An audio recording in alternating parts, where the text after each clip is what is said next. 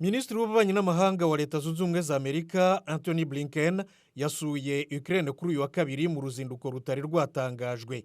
Blinken yarajyanye ubutumwa bukomeye nk'uko guverinoma ya Amerika ibivuga bwo guhumuriza Ukraine muri ibi bihe ingabo zayo zifite ingorane cyane ku rugamba mu burasirazuba bw'igihugu. Perezida Volodymyr Zelenskyy yamusobanuriye neza uko byifashe mu magambo make ati uje mu gihe rwose turi mu bihe bikomere igihugu cyacu.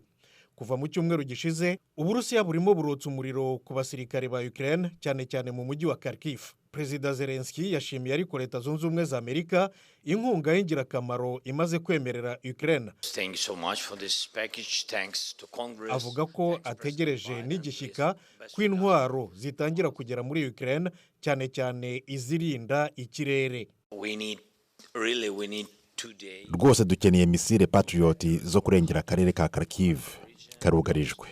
Misile z'Uburusiya zimereye nabi abasivili, abasirikare, buri muntu wese. Ministiri Blinken yahaye icyizere Perezida Zelenskyy.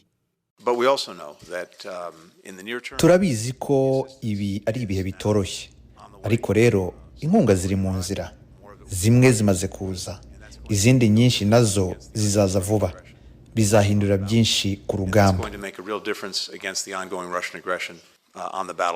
Ku wa gatanu w'icyumweru gishize Leta zunze ubumwe za Amerika yatangaje ko irimo yoherereza Ukraine ingengo y'imari y'amadolari miliyoni 400 yo kugura intwaro n'ibindi bikoresho bya gisirikare.